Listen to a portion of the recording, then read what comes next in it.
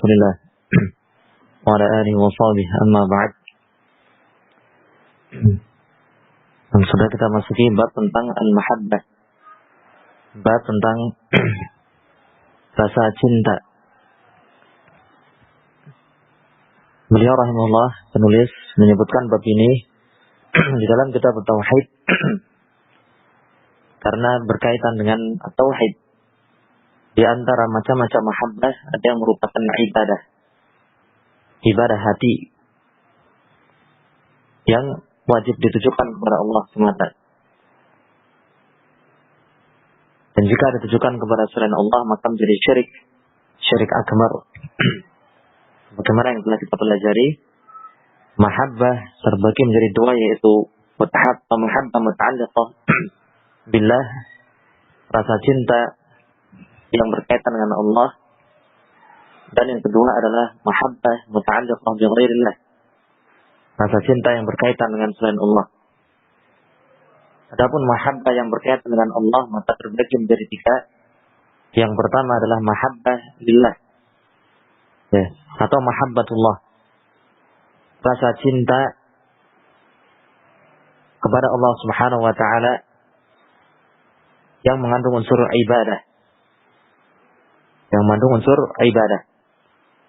Kemudian yang kedua adalah mahabbah fillah, rasa cinta karena Allah Subhanahu wa taala, yakni mencintai makhluk karena Allah mencintai makhluk tersebut. Kita mencintai seseorang atau mencintai suatu perbuatan karena Allah Subhanahu wa taala mencintai orang itu atau perbuatan itu. Ini mahabbah fillah. Yang ketiga adalah mahabbah ma'allah, rasa cinta kepada selain Allah bersamaan dengan cintanya kepada Allah Subhanahu wa taala. Dan ini merupakan kesyirikan. Syirik akbar yang terjadi pada orang-orang musyrik. Adapun mahabbah muta'alliqah bi ghairillah, mahabbah muta'alliqah bil khalq, rasa cinta yang berkaitan dengan makhluk, sesama makhluk, maka ini pada asalnya boleh-boleh saja selama masih dalam bentuk tabiat manusiawi. Nah, tabiat kita sebagai manusia, cinta kepada keluarga, kepada teman, cinta kepada hal-hal yang itu sifatnya manusiawi, dan itu hukumnya boleh selama tidak menyebabkan kita terjatuh dalam keharaman atau menyebabkan kita meninggalkan kewajiban. Al-Mu'allif rahimahullah menyebutkan di awal bab ini sebuah ayat dari surat Al-Baqarah, yaitu firman Allah Ta'ala, wa minan nasi man yattakhidhu min dunillahi andada yuhibbunahum kahubbillah. Al-ayah sampai akhir ayat, yakni kelengkapannya, walladzina amanu asyaddu hubban lillah walau yaral ladzina zalamu idh yarawna al-'adzaba anna al-quwwata lillahi jami'an wa anna Allah syadidul 'adzab. Wa minan nas, dan di antara manusia ada yang menjadikan tandingan-tandingan bersama Allah atau selain Allah. Menjadikan adanya sekutu bagi Allah Subhanahu wa taala. Mereka mencintai tandingan-tandingan tersebut sebagaimana kecintaan mereka kepada Allah. Adapun orang-orang yang beriman, maka mereka lebih besar rasa cintanya kepada Allah. Sampai akhir ayat. Nah, disebutkan di sini wa minan nas, dan di antara manusia. Min di sini fungsinya untuk menunjukkan ba'd, sebagian, Wa minan nas yani ba'dun nas, sebagian manusia, yaitu mereka orang-orang musyrik. Man yattakhidhu min dunillah, mereka orang-orang musyrik yattakhid, menjadikan, mengadakan adanya andadan. Andad itu jamak, bentuk jamak dari niddun. Dan nid itu artinya masil, nawir. Masil, nawir. yakni padanan, tandingan, Ya, yang disepadankan dan disamakan dengan Allah Subhanahu wa taala. Kemudian bentuk jamaknya adalah andadan. Ini menjadikan dan meyakini ya, ada selain Allah yang menandingi Allah, sepadan, banding dan sama dengan Allah Subhanahu wa taala. Ini sembahan-sembahan mereka selain Allah. Yuhibbunahum kahubbillah. Mereka mencintai sembahan-sembahan tersebut selain Allah sebagaimana cinta kepada Allah. Sebagaimana cintanya siapa? Sebagaimana cintanya mereka kepada Allah atau sebagaimana cintanya orang-orang yang beriman kepada Allah? Jawabannya ini dua penafsiran. Tafsir yang pertama, orang-orang musyrik mencintai sembahan-sembahan mereka selain Allah itu sebagaimana kecintaan mereka sendiri kepada Allah. Jadi mereka juga cinta kepada Allah, cinta kepada Sang Pencipta. Ya, hanya saja mereka juga cinta kepada selain Allah. Ya, cinta kepada sembahan-sembahan, entah itu dari kalangan para malaikat, para nabi yang mereka sembah, mereka puja, mereka ibadahi. Ya, dari kalangan orang-orang saleh, atau dari bentuk ya patung-patung berhala, bebatuan, pepohonan, atau jin. Ya. Mereka mencintai itu semua sebagaimana cinta mereka sendiri kepada Allah. Jadi cinta mereka ya terbagi untuk Allah dan untuk selain Allah. Dan cinta mereka kepada selain Allah tahubbillah, sama kuatnya, sama besarnya dengan kecintaan mereka kepada Allah. Nah, ini tafsir yang pertama. Tafsir yang kedua adalah orang-orang musyrik itu mencintai sembahan-sembahan mereka selain Allah sebagaimana cintanya orang-orang yang beriman kepada Allah. Ya. Al-mu'minin, ya, al-muwahhidin, orang-orang yang beriman dan bertauhid cinta kepada Allah.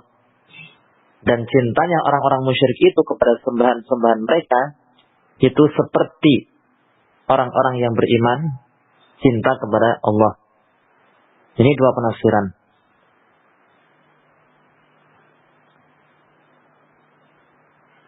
Nah, penafsiran yang kedua ini, ya, walaupun mungkin saja, akan tetapi ketika melihat, ya, konteks ayat ini, maka yang lebih nampak adalah tafsir yang pertama, yaitu yuhibbunahum kahubbillah, orang-orang musyrik cinta kepada sembahan-sembahan itu sebagaimana cinta mereka sendiri kepada Allah.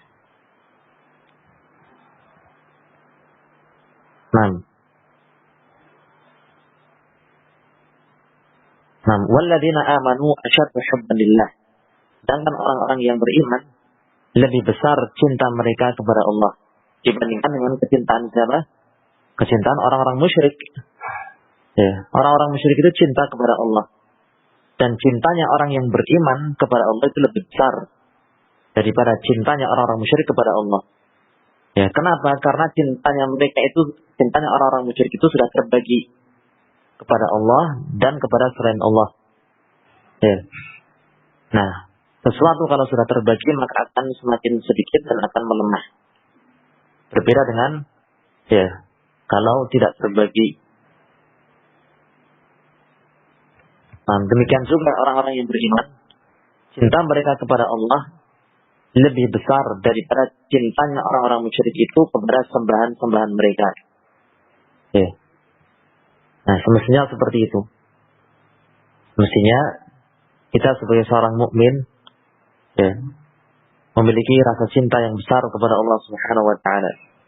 Melebihi cintanya orang-orang musyrik kepada sembahan-sembahan mereka dan juga cintanya orang-orang musyrik kepada Allah Subhanahu wa taala.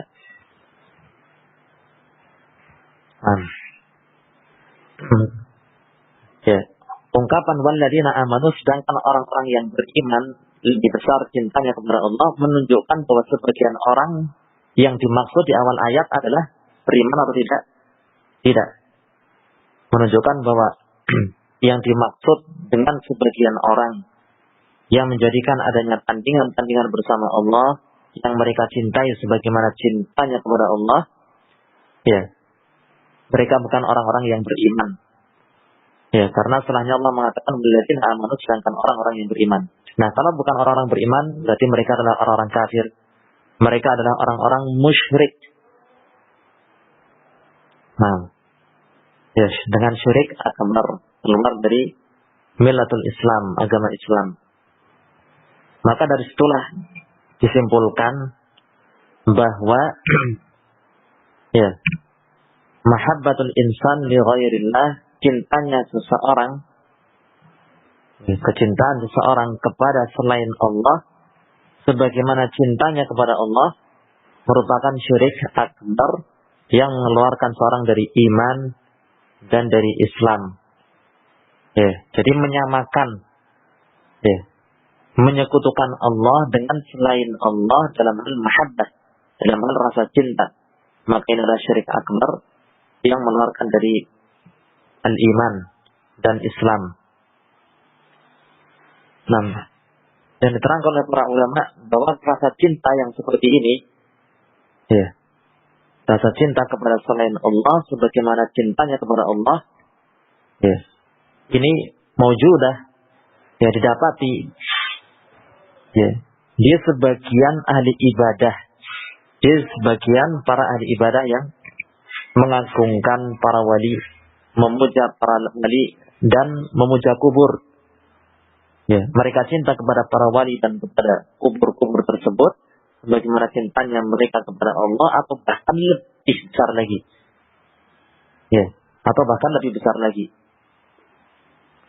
Ya.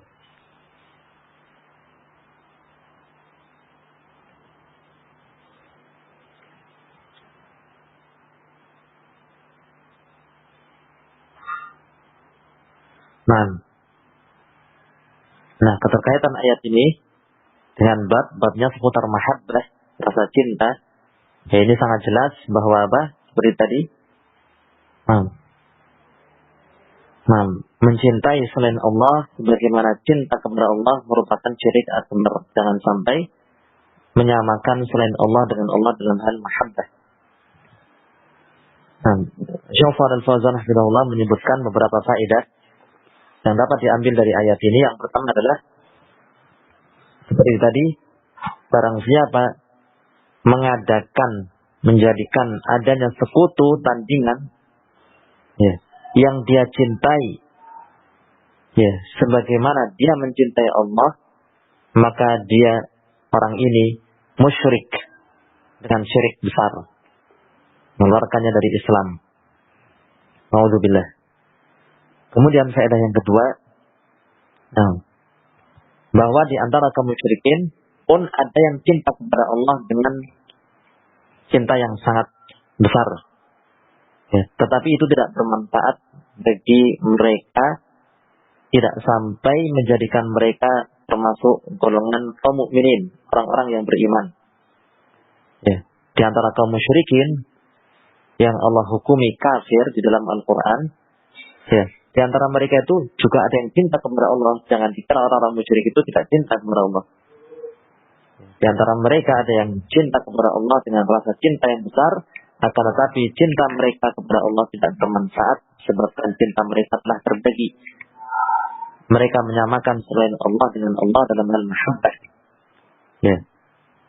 Mereka terjatuh dalam kesyirikan, syirik akbar. Ya. Yang itu sifatnya batin, yaitu mahabbatul qalb, rasa cinta di dalam qalbu. Dan kemudian al-muallif Syekhul Islam al-Imam al-Mujaddid Muhammad bin Abdul Wahhab rahimahullah menyebutkan ayat yang berikutnya, wa qawlihi ta'ala, ya, qul in kana aba'ukum wa abna'ukum, ya, ila qawlihi, sampai pada firman Allah, ahabba ilaikum minallahi wa rasulihi al-ayah. Ya, ayat ini secara lengkapnya adalah qul in kana aba'ukum wa abna'ukum wa ikhwanukum wa azwajukum wa ashiratukum wa amwalun yaqtaraftumuha wa tijaratun takhshawna kasadaha wa masakin tardawnaha ahabba ilaikum minallahi wa rasulihi wa jihadin fi sabilihi fatarabbasu hatta ya'tiya Allahu bi amrihi wallahu la yahdil qaumal fasiqin. Dan At-Taubah ayat 24. Qul in kana aba'ukum, katakanlah wahai Rasulullah kepada mereka, jika bapak-bapak kalian, wa abna'ukum, anak-anak kalian, wa ikhwanukum, saudara-saudara kalian, wa azwajukum, istri-istri kalian, wa ashiratukum, keluarga kalian, kerabat kalian, ya, wa amwalun yaqtaraftumuha, wa amwal yaqtaraftumuha, dan harta benda yang kalian usahakan, yang kalian peroleh, wa tijaratun takhshawna kasadaha, perniagaan, perdagangan yang kalian khawatirkan tidak laku, ya, yang kalian khawatir tidak laku, tidak laris. Wa masakinu tardawnaha, dan tempat-tempat tinggal yang kalian sukai itu. Jika itu semua ahabba ilaikum, lebih kalian cintai, minallahi wa rasulihi, daripada Allah dan Rasulnya, wa jihadin fi sabilihi, dan daripada berjihad di jalan Allah, fatarabbasu, maka tunggulah, ya, hatta ya'ti Allah bi amrih, sampai Allah mendatangkan urusannya. Wallahu la yahdil qaumal fasiqin, dan Allah tidak memberi petunjuk kepada orang-orang yang fasik. Dalam surat At-Taubah ayat 24. Nah, ini ayat yang kedua disebutkan oleh penulis rahimahullah di dalam masalah mahabbah, di dalam bab al-mahabbah, rasa cinta. Ya, ya, tujuannya agar apa? Agar ya kita membenahi rasa cinta kita, sehingga cinta kita memperkuat tauhid kita, dan tidak sebaliknya rasa cinta kita keliru, ya, sehingga memperlemah atau mengurangi kesempurnaan tauhid, apalagi na'udzubillah sampai menghilangkan tauhid, mencabut tauhid dari akarnya. Nah, di dalam ayat ini Allah Subhanahu wa taala, ya, Allah Subhanahu wa taala memerintahkan Rasulullah sallallahu alaihi wasallam, ya, untuk memberi ancaman kepada orang yang keliru dalam menempatkan dan memosisikan rasa cinta, ya, sampai lebih mengedepankan cintanya kepada perkara-perkara ini dibandingkan cintanya kepada Allah, kepada Rasulnya sallallahu alaihi wasallam, dan cintanya kepada jihad fi sabilillah. Yang pertama apa? Perkara pertama yaitu aba'ukum. Jika bapak-bapak kalian lebih kalian cintai, anak-anak kalian yang berikutnya, atau saudara-saudara kalian, istri-istri kalian, pasangan-pasangan kalian, wa ashiratukum, ini kerabat kalian, wa amwalun yaqtaraftumuha, harta benda kalian yang kalian dapatkan atau kalian usahakan, ya, punya harta benda banyak sehingga lebih dicintai, atau perdagangan, usaha jual beli kalian itu yang kalian khawatirkan tentunya tidak laris, ya, usaha jual beli, perniagaan yang tentunya kalian khawatir tidak laris, tidak laku, lebih kalian cintai. Atau wa masakin tardawna, tempat-tempat tinggal yang nyaman, yang lapang, yang indah, ya, tempat-tempat tinggal yang kalian sukai itu, dan perkara-perkara tadi, jika lebih kalian cintai daripada cinta kalian kepada Allah dan daripada cinta kalian kepada Rasulullah SAW serta jihad fi sabilillah, ya, maka ancamannya apa? Fatarabbasu, tunggulah. Jadi intaziru iqaballah, tunggulah hukuman dari Allah Subhanahu wa taala. Nah, ini menunjukkan bahwa, ya, perbuatan tersebut adalah haram. Perbuatan tersebut adalah haram dan termasuk dosa besar. Sampai ada ancamannya fatarabbasu, yakni tunggulah, ini kan tahdid, ancaman. Tunggulah hukuman dari Allah Subhanahu wa taala, ya, hatta ya'ti Allah bi amrih, sampai Allah mendatangkan urusannya. Ya, mendatangkan urusannya apa? Yakni sampai Allah mendatangkan hukuman, Allah membinasakan orang-orang yang seperti itu, yang lebih mengedepankan cintanya kepada perkara-perkara ini. Nah, walaupun sebenarnya seperti yang kita tahu, ya, kecintaan manusia, cintaan seseorang kepada perkara-perkara ini pada asalnya muta'alliqah bil khalq bi ghairillah, berkaitan dengan makhluk. Ya, enggak berkaitan dengan Allah Subhanahu wa taala. Hukum asalnya boleh-boleh saja selama masih dalam batasan tabiat manusiawi. Cinta orang tua, cinta anak, saudara, keluarga, pasangan, harta benda, tempat tinggal, perniagaan, manusiawi. Tetapi ketika kecintaan kepada perkara-perkara itu, ya, sampai menjerumuskannya ke dalam dosa, ya, sehingga lebih dia kedepankan daripada perintah Allah dan Rasulnya, ya, Sallallahu Alaihi Wasallam, maka itu menjadi perkara yang haram dan, ya, mendatangkan ancaman dari Allah Subhanahu Wa Taala berupa hukuman atau uqubah. Naudzubillah. Nah.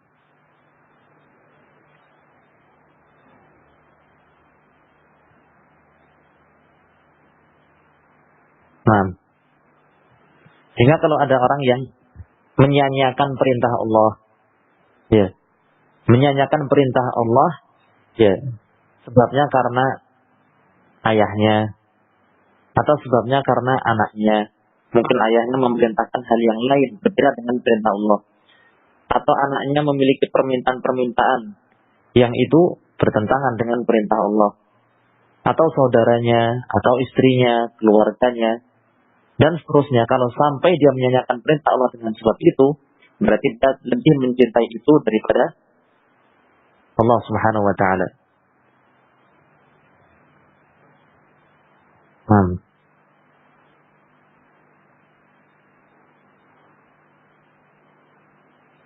Nah, keterkaitan ayat ini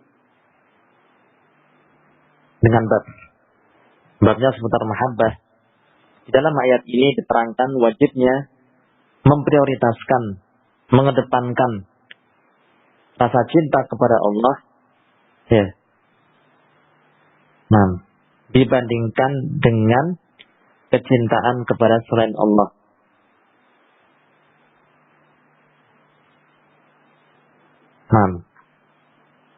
Harus lebih diprioritaskan. Kemudian beberapa faedah yang dapat diambil dari hadis ini atau dari ayat ini disebutkan oleh Syekh Shalih Al-Fauzan hafizahullah. Yang pertama, kewajiban, ya, mencintai Allah Ta'ala dan mencintai apa yang Allah cintai. Ya, Rasulullah SAW, ya, kita cintai karena dia adalah sosok yang Allah cintai. Demikian juga terkait dengan perbuatan-perbuatan yang Allah perintahkan. Allah mencintai itu, maka kita bisa mencintai perbuatan-perbuatan itu. Kemudian faedah yang kedua, kewajiban mencintai Nabi Sallallahu Alaihi Wasallam. Ya, karena disebutkan tadi, ahabba ilaikum minallahi wa rasulih. Lebih kalian cintai daripada Allah dan Rasulnya. Berarti wajib cinta kepada Allah dan wajib cinta kepada Rasulullah Sallallahu Alaihi Wasallam. Kemudian faedah yang ketiga, ya, ancaman, ya, bagi orang yang lebih mencintai perkara-perkara ini dan semisalnya, ya, dibandingkan cintanya kepada Allah Subhanahu wa taala dan Rasulnya sallallahu alaihi wasallam. Ini ancaman. Dan ini hukumnya besar-besar. Kenapa? Karena tadi yang pertama ada ancaman, ya, tafatrabbahu. Tunggulah hukuman dari Allah. Demikian juga di akhir ayat Allah berfirman, wallahu la yahdil qaumal fasiqin. Dan Allah tidak memberi petunjuk kepada orang-orang yang fasik. Apa kaitannya? Ya, apa kaitan Allah menyebutkan di akhir ayat ini al-fasiqin dengan orang-orang yang lebih mencintai perkara-perkara ini daripada Allah dan Rasulnya? Jawabannya, ini adalah vonis dari Allah. Allah memvonis dan menghukumi siapa saja yang lebih mengedepankan, ya, perkara-perkara ini dalam hal cinta daripada Allah Subhanahu wa taala, maka hukumnya adalah al-fasiqin. Ya, dia adalah termasuk orang-orang yang fasik, jadi dosa besar. Dan ditambah lagi ancamannya adalah dia akan terjauhkan dari hidayah. Karena Allah mengatakan wallahu la yahdil qauman fasiqin, Allah tidak memberi hidayah kepada orang-orang yang fasik. Ya, na'udzubillah.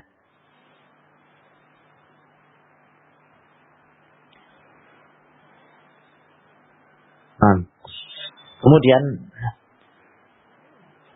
beliau rahimahullah menyebutkan hadis an Anasin anna Rasulullah sallallahu alaihi wasallam qala la yu'minu ahadukum hatta akuna ahabba ilayhi min waladihi wa walidihi wan nasi ajma'in akhraja.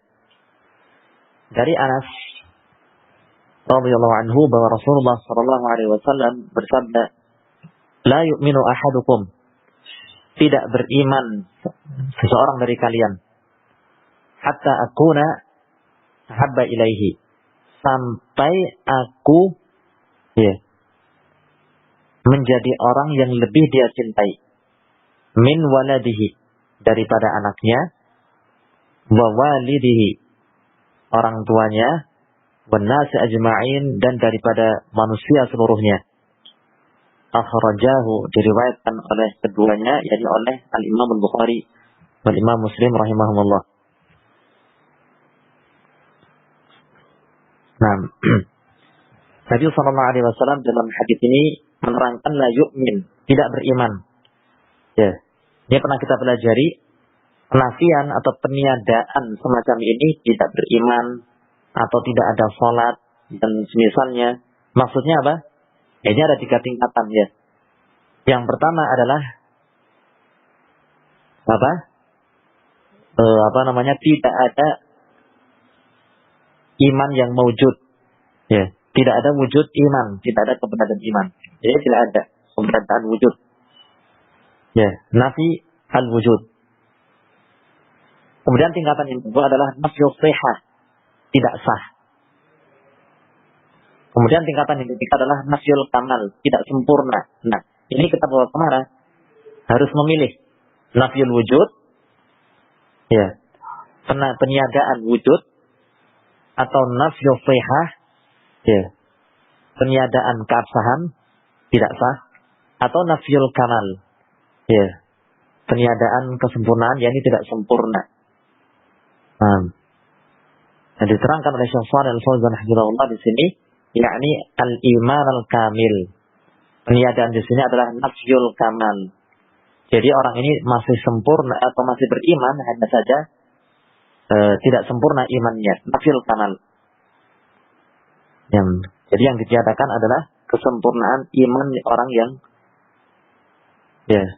seperti ini. Sampai kapan imannya menjadi sempurna? Hatta aku, sampai aku menjadi orang yang ahab ilaih, lebih dia cintai. Daripada siapa? Daripada anaknya sendiri, daripada orang tuanya sendiri, dan daripada seluruh manusia. Jadi Nabi SAW menjadi orang yang paling dia prioritaskan dalam hal al-hub, al-mahabbah, rasa cinta. Nah, ya tentu, cinta Nabi, cinta Rasul sallallahu alaihi wasallam bukan sekedar pengakuan ya. Cinta Rasul atau majelis cinta Rasul, cinta Nabi dan seterusnya. Tetapi kalau kenyataannya banyak perintah Nabi sallallahu alaihi wasallam yang disia-siakan. Banyak hal-hal yang dilarang oleh Nabi sallallahu alaihi wasallam justru dilanggar dan dikerjakan. Percuma. Cinta Nabi sallallahu alaihi wasallam itu bukan sekedar slogan, bukan sekedar ucapan, bukan sekedar klaim dan pengakuan, tapi butuh pembuktian. Buktinya mana? Kalau memang benar-benar cinta kepada Nabi sallallahu alaihi wasallam. Nah, seperti kata penyair bagaimana? Innal muhibba liman yuhibbu muti'u. Innal muhibba, sesungguhnya orang yang mencintai itu, liman yuhibbu, kepada siapa dia cintai, muti'u, dia taat. Jadi dia akan menaati, mematuhi, akan menuruti orang yang dia cintai. Jadi orang yang cinta dengan sungguh-sungguhnya akan nurut, taat, patuh kepada orang yang dia cintai.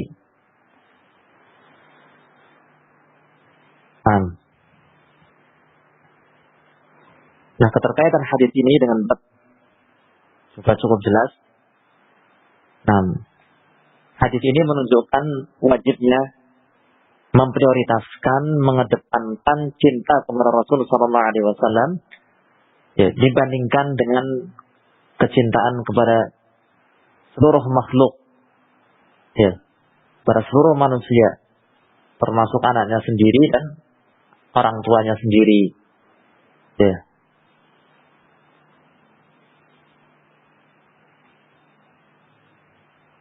Nah, ini menunjukkan bahwa cinta kepada Rasulullah sallallahu alaihi wasallam ini diantara kesempurnaan iman dan kesempurnaan tauhid jika diprioritaskan. Jika cinta kepada Rasulullah sallallahu alaihi wasallam diprioritaskan, maka itu akan semakin menyempurnakan iman dan tauhid.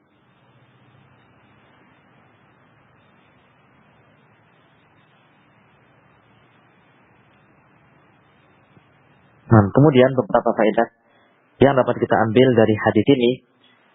Yang pertama seperti tadi, wujub mahabbatir Rasul sallallahu alaihi wasallam wa taqdimnya.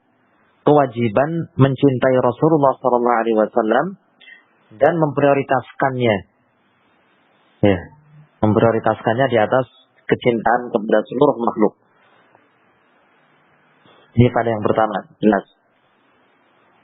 Dan kemudian faedah yang kedua, nah, ini berkaitan dengan pengertian iman, ya. Karena ada selang pendapat, ya, di antara Ahlus Sunnah wal Jamaah, ya, dengan selain Ahlus Sunnah wal Jamaah seperti Murji'ah. Disebutkan annal a'mal minal iman. Ya. Amal perbuatan ini minal iman, bagian dari iman. Amal perbuatan itu bagian dari iman. Ya, kenapa seperti itu? Karena Nabi SAW mengatakan dalam hadis ini tidak beriman. Jadi dengan sempurna seseorang dari kalian sampai dia melakukan suatu perbuatan ini. Perbuatan apa ini? Perbuatan zahir atau perbuatan batin? Jawabannya perbuatan batin, yaitu amalul qalbi. Perbuatan qalbu yang berupa mahabbah. Nah, mahabbah ini tergolong amal al-qalb. Ya, perbuatan qalbu. Ya, berarti iman itu tidak hanya meyakini. Ya, iman itu tidak sekedar meyakini iman kepada Allah. Ya, iman kepada para malaikatnya, para rasulnya, kitab sucinya dan seterusnya, bukan sekedar meyakini dan meyakini. Ya, iman itu juga berbuat dan bergerak, termasuk pergerakan hati. Hati bergerak untuk mencintai. Nah, di antara bentuk amal qalb yang lain, amalan qalbu yang lain adalah tawakal kepada Allah, rasa takut kepada Allah, rasa harap kepada Allah, ya, dan lain sebagainya. Nah, di antaranya adalah ini mahabbatur Rasul sallallahu alaihi wasallam. Ya. Nah, ini termasuk ibadah batin. Nah, amalan batin. Jadi amalan itu bagian dari iman, dan iman bukan sekedar keyakinan. Iman bukan sekedar keyakinan, tetapi juga amalan zahir, amalan lahiriah dengan anggota tubuh yang nampak, demikian juga amalan batin, yaitu amalan qalbu. Dan kemudian faedah yang ketiga,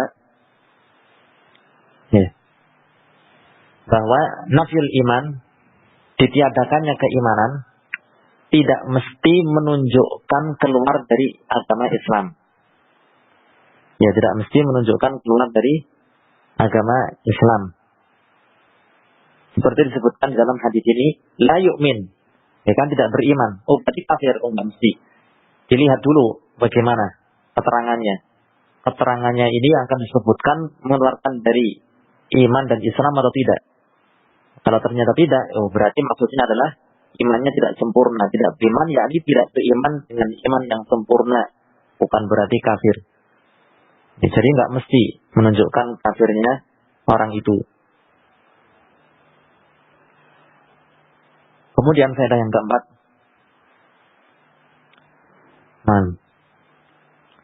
bahwa ya, iman yang jujur pasti akan nampak pengaruhnya ya pada diri seseorang. Ini iman yang jujur. Ya, di antaranya adalah apa? Orang yang benar-benar jujur dan sempurna imannya, maka akan nampaknya sangat mencintai Rasulullah SAW. Lebih dia kedepankan cinta kepada beliau SAW dibandingkan kepada selain beliau.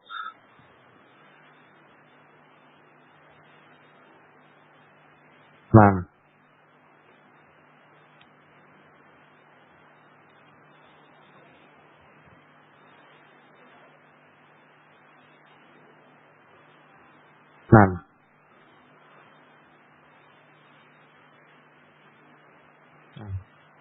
Syekh Ibnu Taimiyah rahimahullah menyebutkan beberapa sebab kenapa Nabi Muhammad SAW itu harus menjadi orang yang paling kita cintai.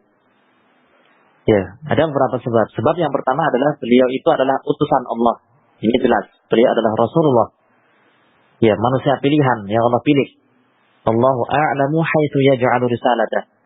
Allah Maha mengetahui di mana dia akan meletakkan, akan memberikan kerisalah, kerasulan. Yani Allah memilih. Ternyata jatuh pilihannya kepada Nabi Muhammad SAW sebagai Nabi dan Rasul terakhir. Ya, manusia yang terbaik.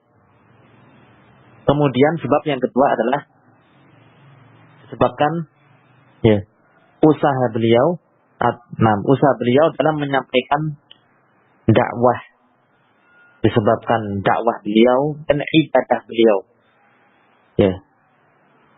Disebabkan ibadah beliau dan dakwah beliau yang tidak tertandingi oleh satupun dari manusia yang lain. Ya, kita mencintai beliau. Yang pertama tadi karena beliau adalah Rasulullah, utusan Allah yang Allah pilih. Kemudian yang kedua adalah karena beliau memiliki amalan-amalan ibadah dan memiliki upaya-upaya dakwah yang sangat besar, luar biasa. Kemudian yang ketiga, sebab yang ketiga adalah makarim al-akhlaq. Ya, akhlak luhur beliau. Akhlak luhur yang dimiliki oleh beliau, yang dengan itu beliau pantas untuk dicintai, untuk sangat dicintai. Sebab yang keempat adalah beliau merupakan sebab ya kita semua mendapatkan hidayah. Ya. Sebab kita semua mendapatkan hidayah. Ya. Ya, Allah yang memberikan hidayah dan taufik kepada kita. Tetapi sebabnya lewat siapa ini? Ya. Hidayah ini tersampaikan lewat mana? Ya, lewat Nabi Muhammad SAW. Ya. Beliau mendakwahkan, beliau menyampaikan kepada umat manusia dan seterusnya berlanjut sampai kita dengar, kita baca, kita ketahui dan alhamdulillah ya, kita mendapatkan hidayah. Sebab terbesarnya adalah beliau. Sebab penghubung antara kita dengan Allah itu siapa? Ya Rasulullah SAW dalam hal ilmu agama, dalam hal hidayah. Ya lewat mana? Lewat mimpi? Ya, lewat wangsit, ilham, atau lewat syaitan? Ya kan enggak. Ya, hidayah ini sampai kepada kita lewatnya melalui Nabi Muhammad SAW selaku Rasul yang menyampaikan. Nah, ini beberapa sebab mengapa beliau sangat pantas untuk menjadi orang yang paling kita cintai dibandingkan dengan manusia-manusia yang lain, termasuk orang terdekat kita, anak dan orang tua kita.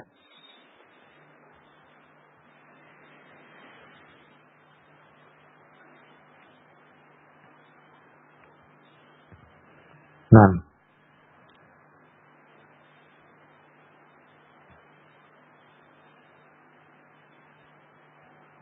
dan kemudian beliau rahimahullah menyebutkan hadis yang berikutnya, walahuma anhu. Dan dalam hadis riwayat keduanya, yakni riwayat Al-Bukhari dan Muslim, anhu memihak kembali kemana? Katakan di hu ini sebelumnya kemana? Ke Anas. Sama. Riwayat Bukhari dan Muslim dari sahabat Anas bin Malik radhiyallahu anhu. Walahuma anhu qala Rasulullah sallallahu alaihi wasallam Dia berkata, Rasulullah SAW bersabda, salasun, ada 3 hal. Man kunna fihi, ada 3 hal. Barang siapa ketiganya ada pada dirinya, wajada bihinna halawatul iman, maka dia akan merasakan dengan itu manisnya iman. Rasa manis keimanan. Apa ketiga hal yang beliau maksud? Dia sebutkan satu persatu. Yang pertama adalah an yakuna Allahu wa rasuluhu ahabba ilaihi. Allah dan Rasulnya lebih dia cintai mimma siwahuma, daripada selain keduanya, daripada selain Allah dan Rasul sallallahu alaihi wasallam. Kemudian yang kedua, wa an yuhibbal mar'a la yuhibbuhu illa lillahi. Mencintai seseorang, mencintai orang lain, yang mana dia tidak mencintainya kecuali karena Allah. Ini mahabbah fillah. Mencintai orang lain, bukan semata-mata tabiat manusiawi, tapi memang dia mencintainya karena Allah Subhanahu wa taala. Hal yang ketiga, wa an yakraha an ya'uda fil kufri ba'da idh anqadahu Allahu minhu. Dia benci kembali ke dalam kekafiran, kekufuran, setelah Allah selamatkan dia dari kekafiran itu. Kama yakrahu an yulqa fin nari, sebagaimana dia benci dilemparkan ke dalam api neraka, an-nar. Wa fi riwayatin, dalam sebuah riwayat dengan redaksi la yajidu ahadun halawatal iman. Seseorang tidak akan merasakan manisnya iman sampai seterusnya, sampai akhir hadis, ila akhiri. Jadi ada perbedaan redaksi di awalnya. Kalau tadi kan salatun, ada 3 hal. Barang siapa ada padanya ketiga hal itu, maka dia akan merasakan manisnya iman. Tapi dalam riwayat yang lain, awal hadis ini dengan redaksi la yajidu ahadun halawatul iman, seseorang tidak akan merasakan manisnya iman sampai dan seterusnya. Intinya sama. Nah, apa yang dimaksud dengan halawatul iman? Manisnya iman yakni ma yajidul insan fi qalbihi, apa yang dirasakan oleh seseorang di dalam hatinya, dari rasa tumakninah, rasa tenang, tentram, warahah, walinsyirah, dan rasa lapang, dalam keimanannya. Sehingga halawah di sini, rasa manis di sini bukan rasa manis di lidah, melainkan rasa manis halawah qalbiyah yang dirasakan dengan hati di dalam qalbu. Berusaha ketenangan, berupa ketenangan, ketentraman, kelapangan. Lawannya apa? Pahit. Berarti apa? Gundah, gelisah, tidak tenang, tidak tentram, hati penuh dengan kesempitan. Na'udzubillah. Ada 3 hal kata beliau sallallahu alaihi wasallam. Barang siapa ada pada dirinya ketika hal tersebut, maka dia pasti akan merasakan dengan itu manisnya iman di dalam hatinya. Hal yang pertama adalah dia jadikan Allah dan Rasulnya sallallahu alaihi wasallam sebagai pihak yang paling dia cintai dibandingkan dengan segala sesuatu selain Allah dan Rasulnya sallallahu alaihi wasallam. Mimma siwahuma ini memberikan makna yang luas, cakupannya semuanya. Semua segala sesuatu selain Allah dan Rasulnya. Entah itu keluarga, orang tua, anak, istri, harta benda, bahkan nafs, diri kita sendiri, jiwa kita sendiri. Semestinya kita korbankan demi cinta kita kepada Allah dan Rasulnya sallallahu alaihi wasallam. Oleh karena itu Di dalam sebuah hadis disebutkan bahwa Umar bin Khattab radhiyallahu anhu pernah mengatakan, wahai Rasulullah, la anta ahabbu ilayya min kulli syai' illa min nafsi. Wahai Rasulullah, benar-benar Anda lebih aku cintai daripada segala sesuatu kecuali diriku. Aku masih lebih mencintai diriku.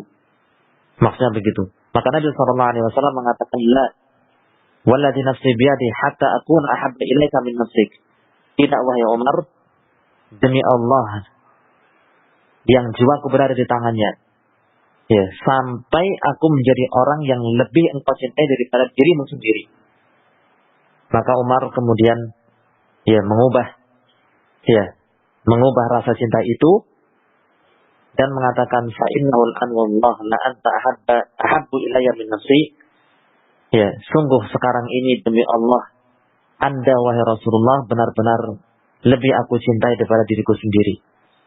Rasa cinta Umar dia ubah. Maka Nabi sallallahu alaihi wasallam mengatakan, al-an ya Umar. Nah, begitu sekarang wahai Umar. Ini sekarang baru sempurna imanmu tepat. Ini menunjukkan bahwa an yakuna Allah wa rasuluhu ahabba ilaihi mimma siwahuma. Allah dan Rasulnya lebih dicintai daripada segala sesuatu selainnya, termasuk diri kita sendiri. Dan ini juga membutuhkan pengorbanan. Pembuktiannya berupa pengorbanan. Apa kita lebih mementingkan diri sendiri atau kita lebih mengedepankan taat kepada Allah dan Rasulnya sallallahu alaihi wasallam.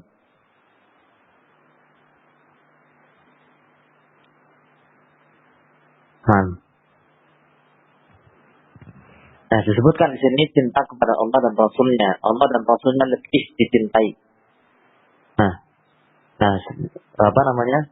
Kita cinta kepada Rasulullah sallallahu alaihi wasallam itu kenapa? Karena berkaitan dengan cinta kita kepada Allah. Kita mencintai Rasulullah sallallahu alaihi wasallam itu karena Allah mencintai beliau dan Allah mengangkat beliau sebagai Rasul. Jadi bukan artinya kita menyamakan Allah dan Rasulullah sallallahu alaihi wasallam dengan cinta, tidak. Tetap cinta yang terbesarnya hanya kepada Allah Subhanahu wa taala. Tapi kenapa di sini diterangkan? Karena cinta kepada Rasulullah sallallahu alaihi wasallam itu di antara bentuk atau di antara cabang cinta kita kepada Allah Subhanahu wa taala.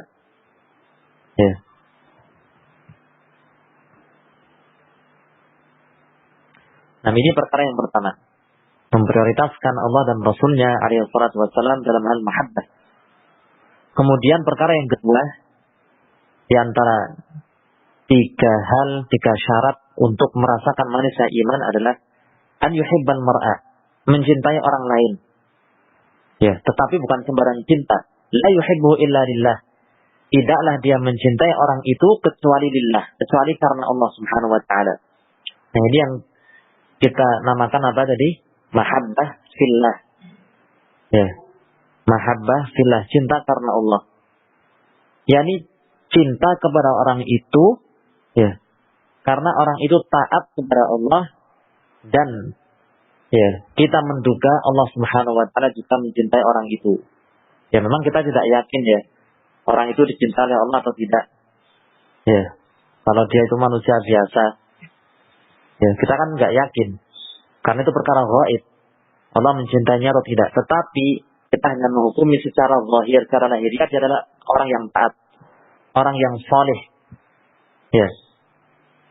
Suka mengerjakan kewajiban, meninggalkan larangan, memperbanyak amalan-amalan sunnah dan seterusnya. Maka kita mencintai orang itu karena orang itu taat kepada Allah Subhanahu wa taala disebabkan kesalihannya.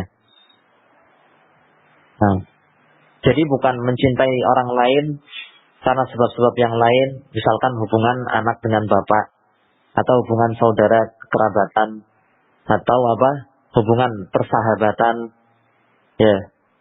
atau mungkin hubungan relasi bisnis dan semisalnya, bukan karena itu. Tetapi karena memang lillahi ta'ala, mencintai orang itu karena taat, karena dia adalah orang yang taat kepada Allah Subhanahu wa taala. Kemudian perkara yang ketiga, wa an yakraha, dia benci ya kembali menuju kekafiran, kembali ke dalam kekafiran. Nah, ini tergambarkan ya pada orang yang sebelumnya kafir kemudian berislam. Ya, kemudian apa? Berislam. Nah, dan biasanya orang yang kafir ya atau terkadang ya orang yang kafir ya walaupun telah berislam dia masih terbiasa dengan beberapa perkara yang kufur. Entah itu berupa keyakinan atau berupa perbuatan-perbuatan. Karena sudah saking biasanya sejak dulu, mungkin sejak kecil juga terbiasa dengan itu. Ya. Sehingga masih ada kemungkinan, ya, dan kemungkinannya ya nggak kecil, akan kembali pada kekafiran. Nah, oleh karena itu Nabi SAW mengingatkan dan memberitahukan dalam hadis ini, ya, orang kafir yang kemudian masuk Islam, dia tidak akan merasakan keimanan kecuali dengan ya syarat-syarat ini. Di antaranya adalah dia benar-benar benci kembali kepada kekafiran setelah Allah selamatkan dia darinya. Sebagaimana dia benci untuk dilemparkan ke dalam neraka. Nah, ini gambaran ya, perumpamaan sangat benci, sangat tidak suka untuk kembali kepada kekafiran, sebagaimana dia tentunya kan nggak suka dimasukkan ke dalam api. Ya, dibakar dengan api kan nggak suka. Ya, seperti itu juga kebenciannya seandainya kembali kepada kafiran. Nah, jadi kalau orang yang baru bertaubat dari kafiran tapi dalam hatinya masih kayaknya nggak masalah juga sih kalau statusnya non muslim lagi. Jadi dia nggak begitu menghargai keislamannya, tidak begitu menghargai keimanannya. Ya, maka itu dia tidak merasakan manisnya iman. Wa fi riwayah dan dalam sebuah riwayat yang lain ini la yajidu ahadun halawatal iman dengan redaksi seperti ini. Nah, tidak akan merasakan manisnya keimanan seorang pun hatta sampai dia atau sampai Allah dan Rasulnya lebih dia cintai daripada segala sesuatu selainnya dan seterusnya sampai akhir hadis. Nah, pertanyaannya kenapa penulis rahimahullah menyebutkan riwayat yang kedua ini dengan redaksi la yajidu ahadun halawatal iman? Jawabannya karena hadis ini lebih tegas. Ya, lebih tegas menunjukkan bahwa ya, seseorang itu tidak akan merasakan manisnya iman sampai ya terdapat pada dirinya ketika perkara tersebut. Karena kan tegas la yajid. Dia tidak akan merasakan halawatul iman, manisnya iman. Ya. Tapi kalau redaksi yang pertama tadi kan salatun man kunna fihi. Ya. 3 hal barang siapa ya terdapat pada dirinya ya ketiga hal tersebut maka dia akan merasakan manisnya iman. Ya memang terfahami berarti ya syaratnya ini, tapi kan tak setegas riwayat yang kedua ini la yajid, dia tidak akan mendapati, dia tidak akan merasakan manisnya iman. Oleh karena itu disebutkan oleh penulis rahimahullah sebagai pengumat karena lebih tegas maknanya. Keterkaitan hadis ini dengan bab tentang mahabbah ini cukup jelas. Ya, di dalam hadis ini disebutkan keutamaan memprioritaskan rasa cinta kepada Allah dan Rasulnya Muhammad SAW ya, dibandingkan dengan rasa cinta kepada selainnya. Ya, keutamaannya apa? Halawatul iman. Merasakan manisnya iman. Nah, beberapa faedah yang dapat dipetik dari hadis ini di antaranya adalah yang pertama seperti tadi ya, keutamaan ya, mengedepankan cinta kepada Allah dan Rasulnya Sallallahu Alaihi Wasallam. Nah, kemudian faedah yang kedua adalah keutamaan mencintai orang lain fillah karena Allah. Ya. Nah, jadi jangan sebaliknya ya. Orang yang taat kan mestinya dicintai.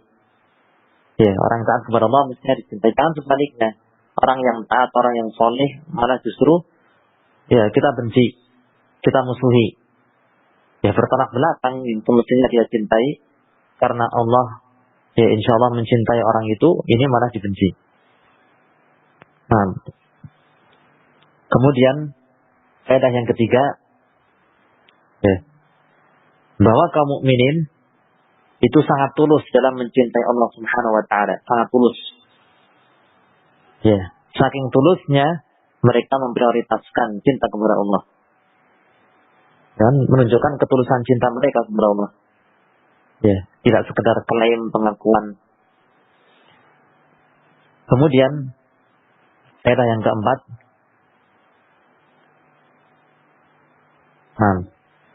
barang siapa ya,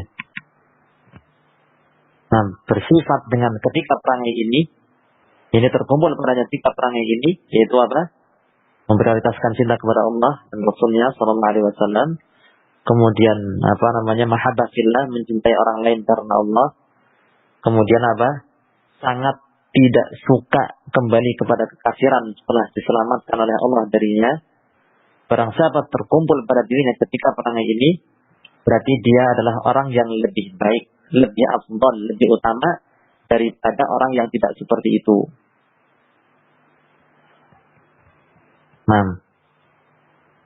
Lebih baik.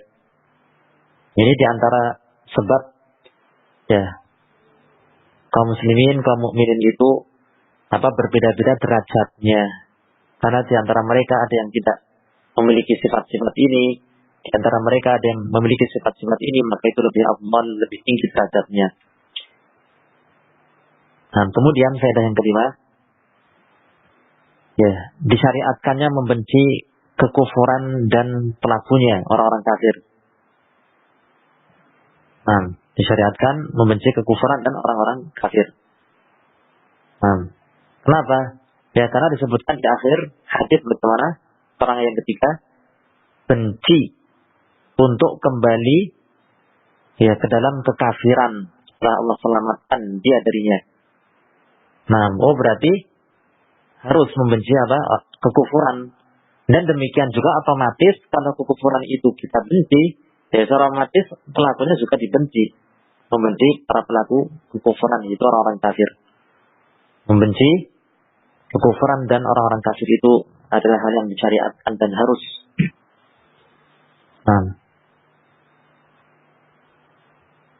Nah ini yang bisa kita pelajari di kesempatan pagi hari ini dari kitab Tauhid.